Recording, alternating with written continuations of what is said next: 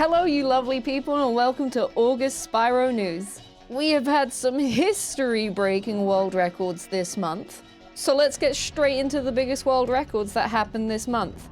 4 years and 6 months this world record has stood. It was seen as unbeatable and even had a whole video about it where it did the maths and gave it a 0.012% chance of getting all the tricks in a run. That world record was beaten by a whole 14 seconds by the same person who held the original world record. Jeremy Thompson has been on and off with Spyro 3NE% for a little over 9 years now. A big part of how he was able to beat his own world record was the implementing of new tricks and old ones that have been made more consistent.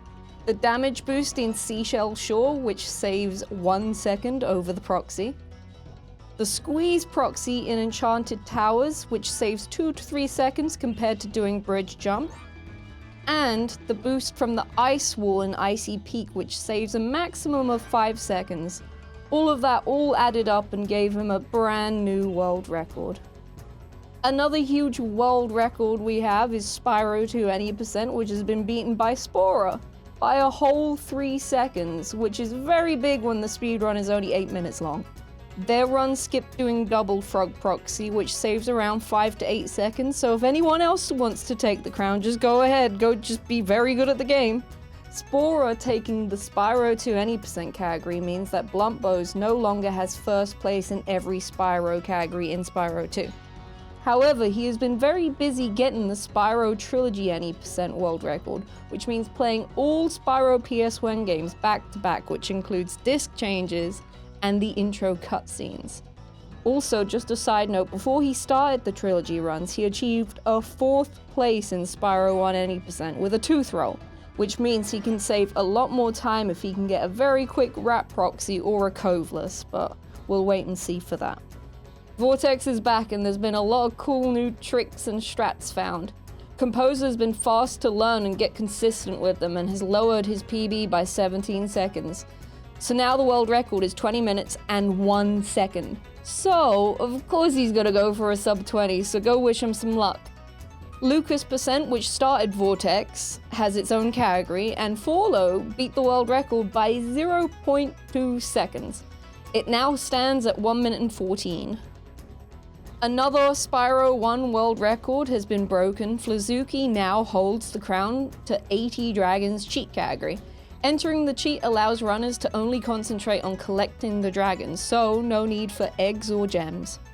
Tommy Varvar 33 has been collecting reignited world records, 3 to be precise. 1 in Spyro 2 New Game Plus, 64 orbs. 1 is in 293 collectibles, no level storage, which means collecting 80 dragons, 64 orbs, and 149 eggs. And the other one was with level storage. All of these records were done on the Switch. Rubber Ducky Assassin, the king of Game Boy Trilogy, has also been collecting basically all the world records in Spyro handheld category extensions, and has beaten the Season of Ice NE% world record again. Your girl has also gotten 2 world records this month. I got them in The Legend of Spyro, The Eternal Light on Game Boy. The game has different difficulties, easy, normal, hard, and dark. I got my 2 world records in all relics, easy and normal. I did try for hard, but let me tell you, it's probably the hardest, it is the hardest Spyro game I've ever played on hard mode. I could not complete it, so that's why I will shout out anyone who can finish this game on hard mode. So for any category, so it could be relics, 100% or any percent, I will shout you out in the next few Spyro forever as I go along. Now, a huge shout out to CD Romatron, who got 2 world records in Spyro the Eternal Light on GBA on hard mode. He got an NE% and all relics. I have no idea how he did it, so you guys will have to beat him. And last but not least, Forlo has also gotten another world record in the Eternal Night GBA on dark and easy mode on NE%. You guys are sleeping on this game. It is a banger of a game. You should all play it. You should just play it. You're sleeping. Go play the game. It's a great game. Now, onto the news. And let me just stop and say, it's been really cool that I've actually been able to have news like each month. I really thought that the Spyro community would be a bit dead, like there wouldn't be as many massive world records and just things that have been going on. Since I've been doing this, we've had like new Spyro games, which has been awesome. So let's go straight into it and let's see what's been happening in the community. I've been looking at the Spyro Reddit, which I want to do more of, but I'm very old, so bear with me. I found Spyro VR, which was made by Drumster Baby. They've managed to create most of the levels in Spyro 2 and some from Spyro 1. In this map, you are able to interact with NPCs and objects. We're also able to swim, shoot, collect health, and get fun guns. So far, there are 12 worlds you can enjoy. Now, talking about new Spyro games, there has been some development on a new Spyro 1 ROM hack. At this rate, we'll be making our own Spyro game, so don't tell Activision that anyone's doing anything. Ultra 50 and HWD 50 have been making some new Spyro 1 levels. They have been working on this since 2022 and have made some really unique and fun levels. We all look forward to when this gets released.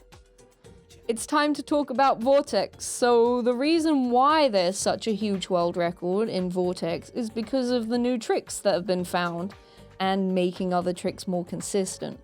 Clifftown has a new flop called Box Flop, founded by Composer. And in Twilight Harbor, we have a new supercharge called Untitled Harbor Strat, which was founded by Forlo. Turkey Elevator has been made a bit more consistent and saves a little bit more time, and so has the Banana Squeeze in Metalhead, so Vortex is really back. The Spyro handheld extension has been made, thank you to Rubber Ducky Assassin for moving all of the times and creating the boards. You guys should go take a look. There's quite a lot of free world records. If you want some world records in Spyro, I would recommend having a look. The James week-long speedrun competition 2023 happened this month, where 8 Super Mario 64 runners tasked themselves with learning Spyro 1 any% in a week. After learning for a week, they had a competition where Salemba won 20 gifted subs with a time of 54:35. Talking about races, there's been a few races for Spyro 3.5. One of the races got a new updated version of the game where HWD and Jeremy allowed an early entrance into Sorceress. WedSR won both races, GG to all the other runners who competed. We had a few people representing the Spyro community at marathons. Mikey did a Spyro 117% at Czechoslovak Marathon, where they raised money for Profem. Mikey ended up getting a couple of golds on his splits, which lowered his sum of best down. Dylan J. Fox had 3 runs at For the Love of Gaming Marathon, a 14 Talisman, Vortex, and reignited Spyro 3 any%. They raised money for the Trevor Project. The first ever PlayStation Marathon happened this month, where, you guessed it, only PlayStation games were allowed. Ashriel started their run on the first day with a Spyro 1 any% run. They managed to get a sub 40, which is extremely impressive during a marathon. Lumi Laura also had a run at this event, Spyro 3 100 eggs, which means collecting 100 eggs if you didn't know. People to watch out for. Forlo is definitely one to look out for if you do not know who this is. They have just come basically out of nowhere. I don't know who they are, but every game he touches, he just becomes extremely good at it in a short amount of time as well. In under a few weeks, he's cracked the top 10 of Spyro 2 any%, and he's actually gotten himself a couple of world records in the Eternal Night GBA. And I believe he's on the hunt for more world records and just being good at other Spyro games, so go give him a follow.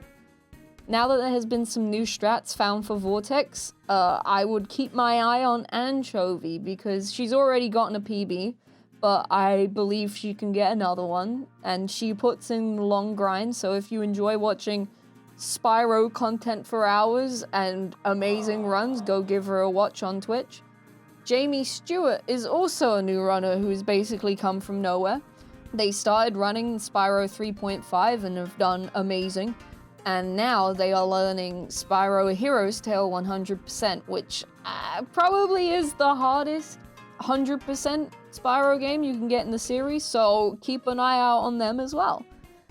Thank you for watching Spyro News. I apologize if I've missed any news. If you have anything, please just reach out to me on Discord for the next Spyro News. Sometimes I miss it. A few people have come forward and have like been like, hey, you missed this, and I'm like, I'm sorry. But yeah, just give me a message if I'm missing anything, or if you have anything for the next news. Don't forget to subscribe. Subscribing does matter, and it's free, so please drop a sub, and I will see you next month.